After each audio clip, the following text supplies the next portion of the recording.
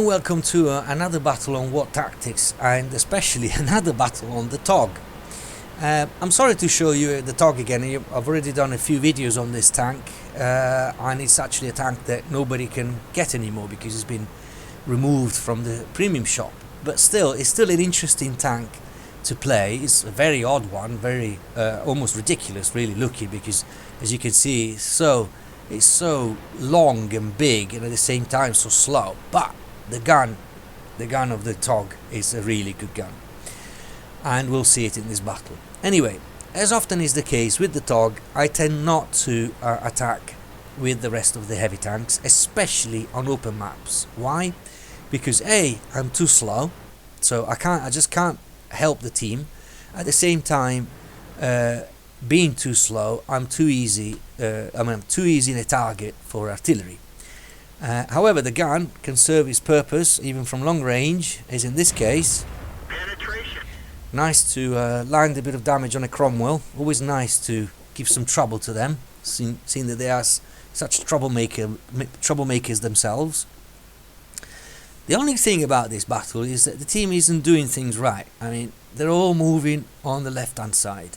There's nobody there apart from that medium tank, which is actually a T-34 and right in the middle, and that Cromwell, which has gone into some kind of a bit of a YOLO mission on his own up on the mountains. Very, very risky there, because if there were more than one enemy, which is very likely the case, he could end up killed, and he will be. As you can see, there's two there. There's an IS-2 and an M4, and he's all alone. I don't think it's going to last very long. In fact, it gets he's still there. In fact, there's 4 enemy tanks now in that area. Anyway, I'm more concerned with keeping an eye near the base, and that KV-2 comes up. I unfortunately missed the shot, missed the opportunity. The Cromwell got killed in the meantime, so we've completely lost the mountainside, and you can see the enemy now quickly rushing down. The only one that's keeping an eye on them is the T-34, but he's got that KV-2 coming, and I miss the first opportunity to shoot, but I don't miss the second. He now goes undercover, so I now go for the Churchill, and unfortunately he just manages to move enough to kind of get my shot on the side. Then the RNG obviously adds his own, and I finally managed to stop him. In the meantime, the KV-2, the enemy KV-2, was destroyed by the T-34, which is pretty good. And I am pounding the Churchill. Now, this gun on the TOG is just phenomenal. I just go through the Churchill as if he was butter. And finally, I destroy it. But I get spotted, so I've got to move. One position that I often take on this map, as you can see, is right behind the rocks. This is to deny the chance to the artillery to damage me. I know the artillery is usually around this area there, and therefore that rock is exactly in between. As you can see, the flag is roughly that way there, and you can see that this rock is exactly in between me and the artillery, which is somewhere over there.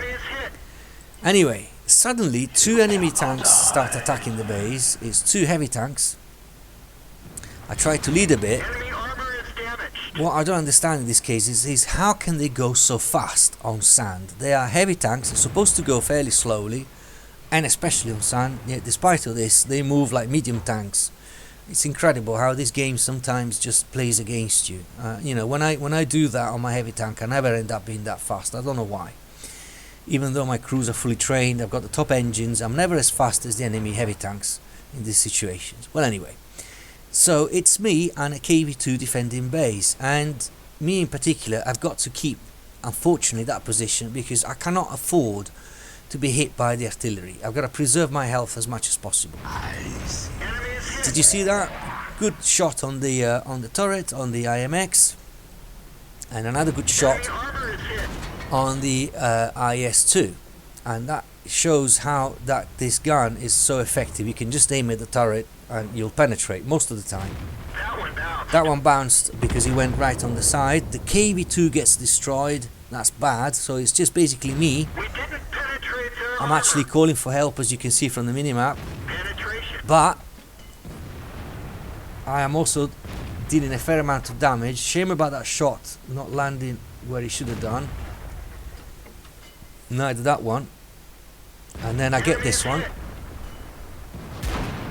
We are losing 8-10. This is really tense because we've got 2 enemy heavy tanks attacking.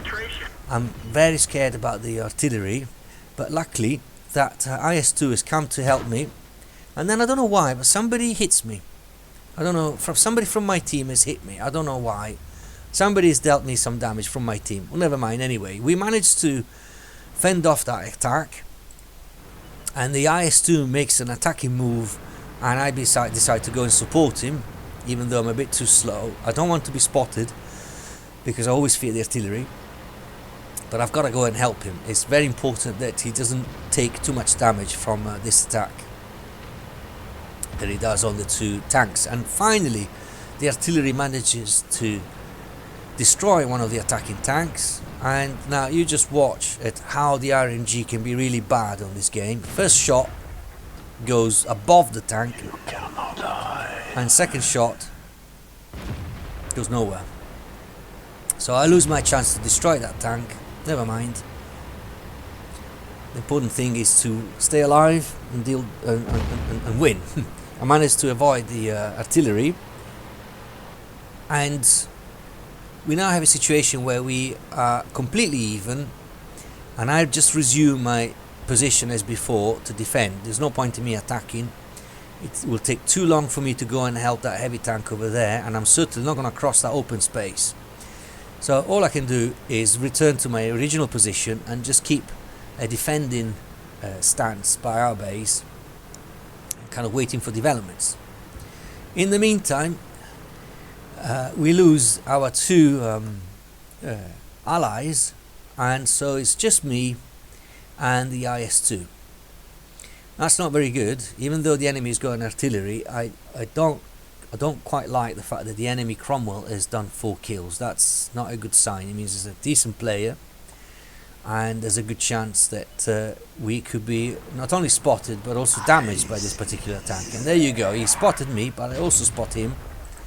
I don't do very good shooting here. The artillery is immediately got me, but I also get the Cromwell on the engine, and that's good because I managed to get his HP down. He's kind of firing back. Unfortunately, I can't take too many chances, and you can see how that rock is protecting me so much. It's making it very difficult for the artillery to get me. And actually, as the longer I stay here, the more I realise that really I should move, because it's too dangerous. The enemy knows where I am. Inevitably, the artillery could change their position, change their angle, and my cover could be completely futile. In the meantime, I keep getting spotted. So I'm kind of battling here with whether to go and just abandon this position or stick with it. And I, in the end, decide to abandon the position, and I'm glad I do, because as you saw, the artillery is now adjusting its angle, is managing to actually land shots beyond the rock, which means that they would have got me even just with splash damage. And it's a good idea that I make this move, because yes, I lose sight of the Cromwell, but then the Cromwell has also lost sight of me. That's great. Now the enemy doesn't know where I am. In the meantime, the IS-2 has actually made a good move, and is actually going round the other side, so we can do a bit of a pincer movement. And look at that Cromwell, he's only got 12 HP, so I must have got it a fair number of time since when I spotted it initially. But now he's hiding behind those houses, and I just can't get through. So I've got to take the chance. I've got to move out in the open. Because certainly the IS-2 will be spotted by the Cromwell, and he might be taking hits from the artillery himself. Now the Cromwell is there, and it's good that I stop, because as you can see, in a moment I will stop, and I do that on purpose to let the binoculars kick in. He disappears behind the dune, then all of a sudden there he is, and he's dead. I get spotted, but I don't mind about that, because I knew that would happen. But the main thing is, it's now a little bit, the battle is a bit more even now. I don't know why the Sixth Sense icon remains lit. Some glitch during the replay. I apologize for that. And we do a bit of a kind of pincer movement here. I elect to go down this way through the houses, because at least that will provide me a bit of cover, not just from being spotted, but especially from the artillery. Whereas the IS-2 elects to attack from sort of the middle, which I actually find it's far more dangerous because he could be easily spotted. However, it does work because he actually manages to spot the Sturer Emil. So I know now where he is. I can move with a bit more confidence, knowing that it's unlikely he'll spot me. I mean, if he's there, he's certainly not going to spot me until I reach about this area. And as a matter of fact, I'm actually in a very good position to get him. And let's just see. There. Now that would be a great shot if I could get it through, but of course the RNG hits. Second try, and this one registers. I also get spotted, so I make a move immediately because I've got to make sure that the artillery doesn't have a chance to get me, at least if I'm on the move.